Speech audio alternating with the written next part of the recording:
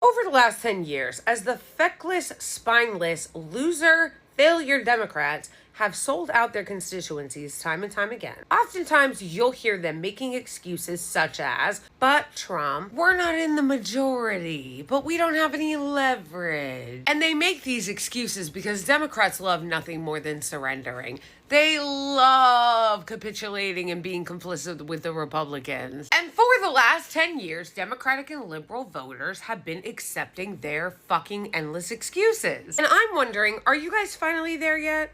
Like, this question's for the norm libs. I mean rank and file liberal Democratic voters. Those of you who are usually the first to race up to the front right after the Democrats gave up their leverage and sold you out to go. What were they supposed to do? Are you guys there yet? Are you tired yet? Are you tired of being gaslit, thrown under the bus, fucked over, sold out? Also that this pterodactyl and his corrupt, incompetent fucking colleagues can look you in the face and lie to you and tell you to get over it and that they tried. So everybody knows these were the Democrats that voted to reopen the government and fuck you over. This is going to help the Republicans double your healthcare costs because you know what they got? You know what the Democrats got?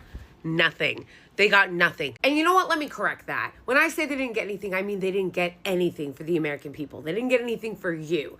They did get something for themselves. I'll tell you at the end of the video why they voted to reopen it and what they got. Chuck Schumer did this on purpose. None of these people are up for re-election in 2026. They think you're dumb because this is the Joe Manchin, Kyrsten Sinema playbook. They want to fuck you over on a certain policy or they want to sell you out on something. And so they find the lawmakers that are the least vulnerable in that moment. Kyrsten Sinema and Joe Manchin when they knew they weren't going to run for re-election and people already hated them. Now these are the boogeyman of the day. But don't let the point escape you. This is on Chuck Schumer and their so-called leadership, because if it wasn't them, it would be a new group. It's a revolving door of sellout, corrupt, weak fucks. This is just this year's crop. Angus King is an independent. They know John Fetterman will never win re-election. Jeanne Shaheen is retiring and the others aren't up for re-election until 2028. Long enough for you to forget. Do you see how this game is played? This motherfucker really put out that statement after he had already caved, going, I voted no, and I'm gonna keep it.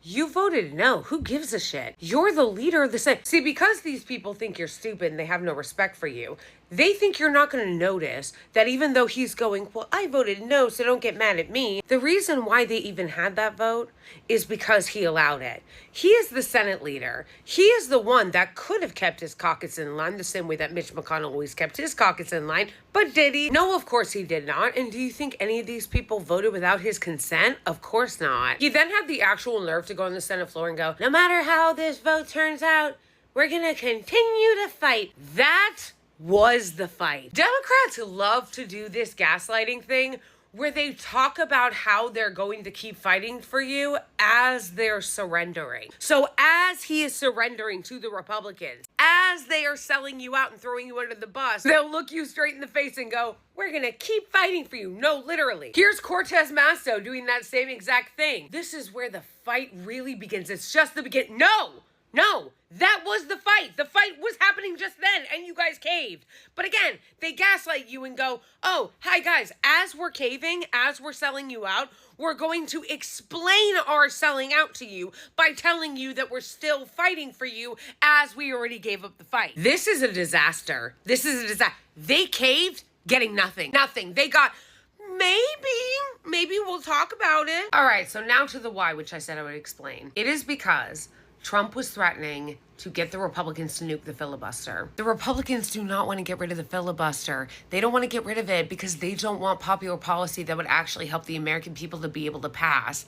And it's for that reason that the Democrats also want to keep the filibuster. Remember, guys, the filibuster was the very convenient excuse that the Biden administration used time and time again to not fulfill campaign promises. We can't do voting rights for you guys like we promised, the filibuster. We can't give you a $15 minimum wage, the filibuster. We can't do anything about your healthcare, the filibuster. Taxing the rich, climate action, gun safety laws, sorry, the filibuster. Looks like the Republicans are gonna get their way again. Republicans love the filibuster because it blocks any popular legislation from happening, and for the things that the Republicans like to do with government, they don't need it. Because think about the only things the Republicans care about doing.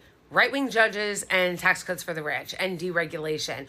all of which can be done through budget reconciliation and through the executive branch. So they love the filibuster because it serves as kind of a procedural cock block to doing anything for the American people. They've admitted as much. They're like, oh, we're going to get DC statehood if we get rid of it. A base? That's why they don't want it. The Democrats, you would think, would ostensibly want to get rid of the filibuster because they supposedly want to pass a lot of bills to help the American people. And if you watch the election play out between Zohran Mamdani and the corporate establishment of the Democratic Party, you'll know the answer. It's because they're full of shit. They don't actually give a fuck about you. They don't actually give a fuck about passing any of the bills they promised they want to. So they finally decided that they were going to cave once Trump threatened to get rid of the filibuster because they have a vested interest in protecting the status quo just as much as the Republicans. They don't really care or want any of the things that would help you to pass, and neither do their donors. That is why they rush to sell you out, even when Democratic voters are telling them hold the line. And they did hold the line, just not for you, because that's not who they're looking out for.